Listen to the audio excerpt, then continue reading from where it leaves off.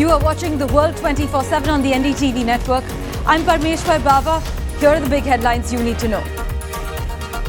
Turkey has suspended all trade with Israel over its offensive in Gaza, citing the worsening humanitarian tragedy in the Strip. A Hamas leader has said that the group would soon send a delegation to Cairo to complete ongoing discussions on a ceasefire deal, raising hopes of progress in the stalled efforts for a truce.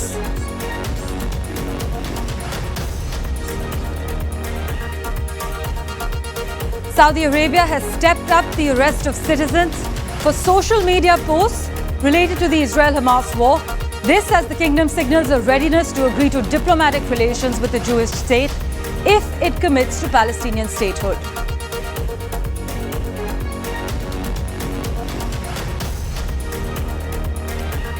US President Joe Biden has called India and Japan xenophobic, grouping them together with Russia and China as countries that don't want immigrants.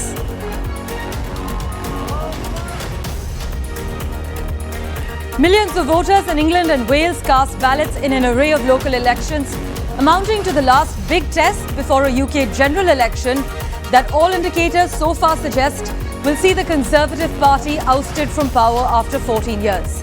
Londoners also voted for the next mayor after polls opened. Results are expected on Saturday afternoon.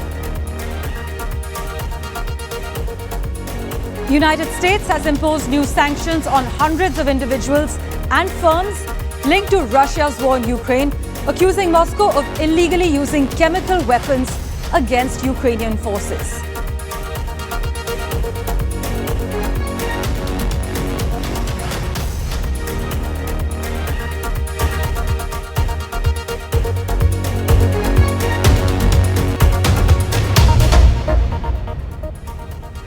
Well, our big focus, Turkey has confirmed that it would halt all trade with Israel until the country allows uninterrupted and sufficient flow of humanitarian aid to Gaza.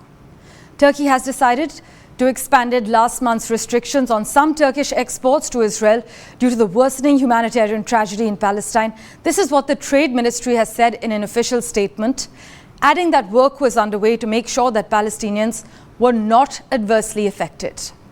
This announcement came after Israel's foreign minister said that the Turkish president, Mr. Erdogan, was breaking agreements by blocking ports from handling Israeli imports and exports as well. Meanwhile, Israel's foreign minister said he had instructed the Ministry of Foreign Affairs to work to create alternatives for trade routes with Turkey, focusing on local production and imports from other countries. By the way, for the record, the two countries actually had a trade volume of $6.8 billion in 2023.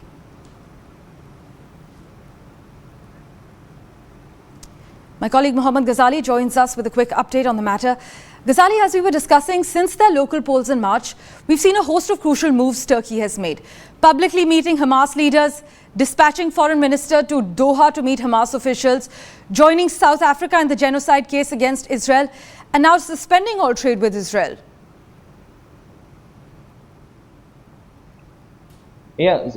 See, Turkey was the first Islamic country to recognize Israel back in 1949, and their relations have been on and off since then, but it really hit below or hit rock bottom back in last year once the Hamas attack took place, and since then Turkey has been hinting that it will cut off ties with Israel.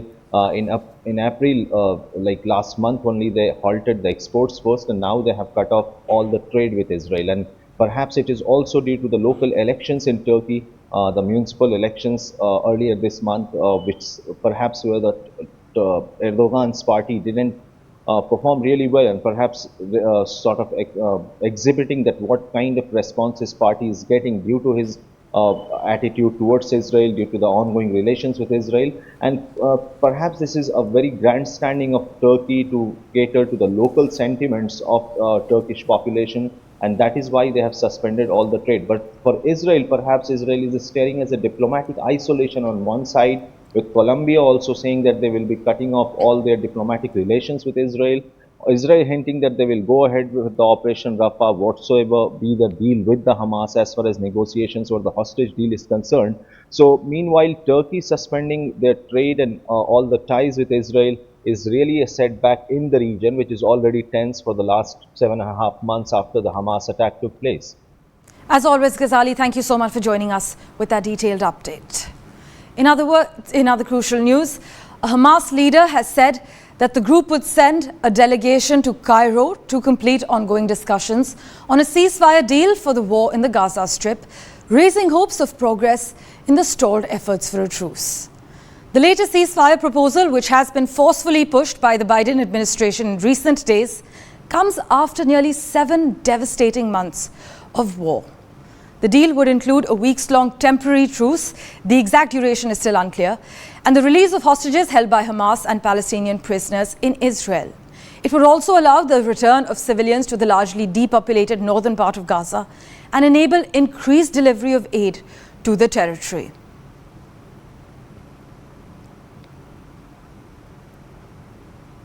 Switching tracks, Saudi Arabian citizens have faced increasing arrests for criticizing Israel on social media in recent months as a result of its ongoing military onslaught against Gaza. Now, this crackdown actually coincides with ongoing efforts by the United States to facilitate the normalization of ties between Riyadh and Israel. The Saudi arrests for Gaza-related posts indicate Prince Mohammed's regime will take a hard line against citizens not towing the line when it comes to normalizing ties with Israel, a topic the kingdom was working on with the US before the events of the 7th of October muddied the waters. Riyadh and Washington resumed their talks on a defense pact and US cooperation in launching a civilian nuclear program earlier this year. And with an agreement close, Israel will be invited to join a three-way pact or risk being left behind.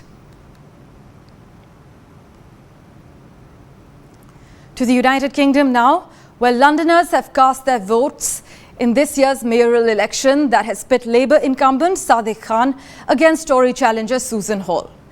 13 candidates have been battling it out on election day, which kicked off just yesterday as voting stations opened early in the morning, with millions expected to vote. We are still waiting for a voter turnout. Voters, though, headed to polls across the country in a series of local elections, seen as the final test of public opinion before Rishi Sunak goes to the country polls later this year. My colleague Radhika Iyer reports from Ground Zero. The vibrant city of London has just concluded the exercise of choosing its next mayor. The results will be out on Saturday.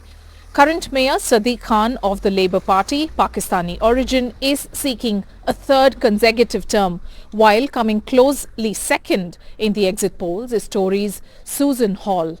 But an interesting mix in this London mayor election this year has been that Indian origin Delhi-born Tarun Gulati is now fighting Sadiq Khan to become the mayor as an independent candidate. It will be very interesting to see whether independent candidates are able to upset the Tory and the Labour parties in many places, particularly in a city like London, which has always been seen as one which is an independent thinker, one which thinks liberally, and one which thinks very differently from the rest of London as the capital city and a melting pot of multiple cultures, races, and people from all backgrounds contributing so efficiently to London's economy.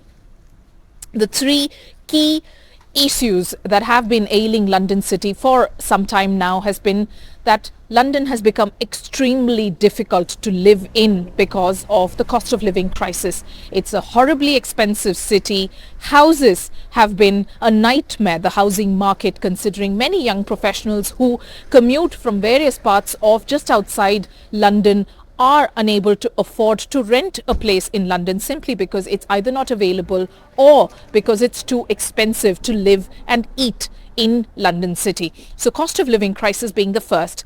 Crime rate has been on a serious high.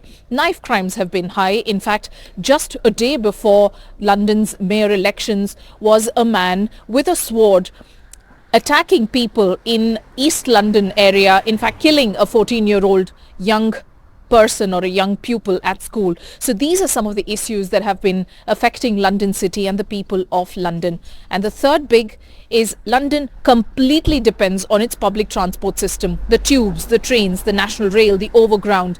But strikes and incessant strikes by frontline employees seeking better pay, obviously considering cost of living crisis, have crippled London City. So getting around from point A to point B has been extremely hard. So all of these issues are the ones that mayor candidates are seeking to correct, or at least say so in their manifesto. Will be interesting to see whether an Indian origin is able to upset Pakistani origin Sadiq Khan as mayor, even as exit polls indicate that Sadiq could perhaps make it for the third consecutive term, considering London has always been a Labour bastion. Not to forget to mention that Britain is on serious election mode because this is the year of another big general election, even in Britain, just as it is in India.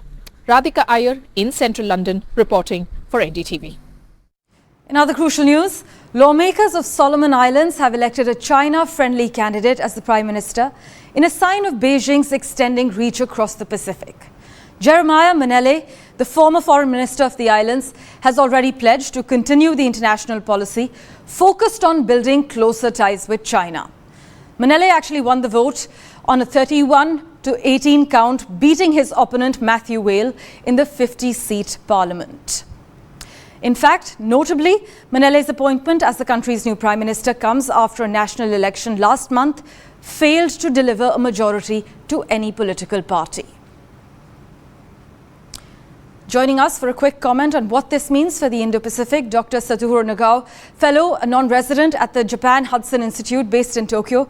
His area of expertise is actually South Asia, East Asia, the Pacific, security alliances, as well as international relations. Thank you so much, sir, for joining us.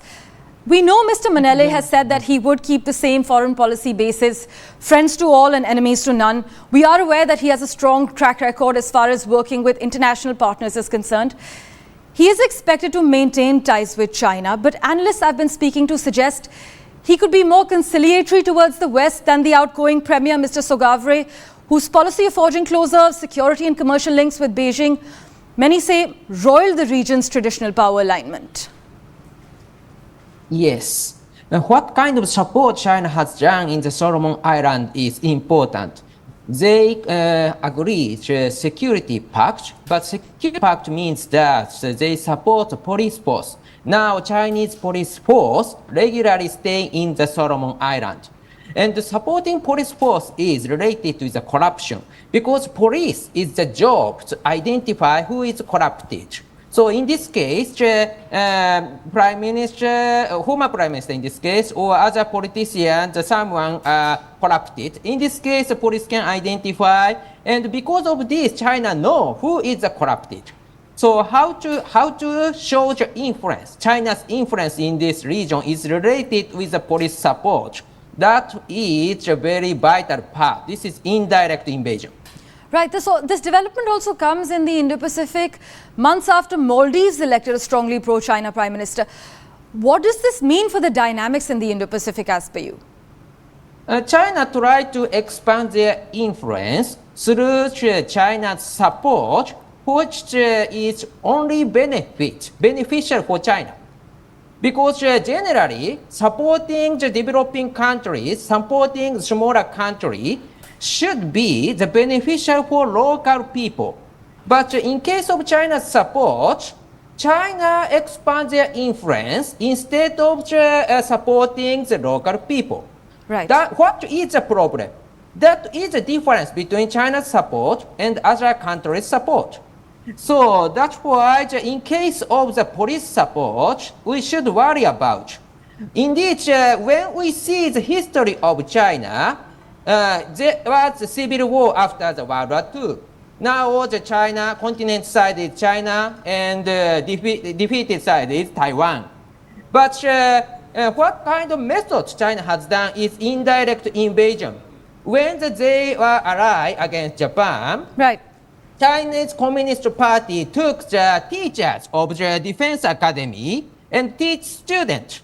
officers of the army. So after the World War II, suddenly they betrayed the Taiwan side and joined the China side. That's what happened. Same thing has applied to many places in the world now. Well, the Solomon Islands has been a geopolitical flashpoint in the Indo-Pacific over the past 5 years.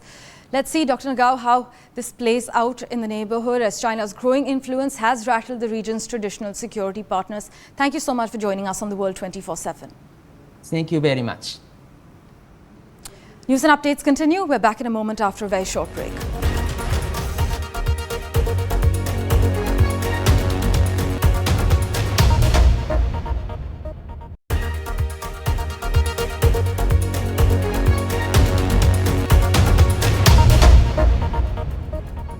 Welcome back. Pointing out a glaring instance of politics destroying an extremely significant piece of intelligence shared between two nations, a security expert has said that Israel had shared with India certain transcripts about the possible threat to the life of late Prime Minister Rajiv Gandhi that went missing after the assassination of the top Congress leader back in 1991. Namit Verma, foreign affairs expert, now joins us over the phone line for further clarity on how he accessed this information. Mr. Verma, in recent history, you've said in the last 3-4 decades, the most critical information Israel shared with us was certain transcripts relating to possible threat to late Prime Minister Rajiv Gandhi's life. And eventually, as the situation played out, you have said that the threat materialized. But how did you get access to this information? Everybody who tried to understand what happened and was at any point of time involved with the investigation process would be aware of this. The fact that the transcript following the assassination, some efforts were made in the beginning to determine what had happened, what the lapses were. And, like this particular piece of information was critical to a lot of what was happening at that point of time, files going missing, files being reconstructed, and this piece was at the center of that controversy.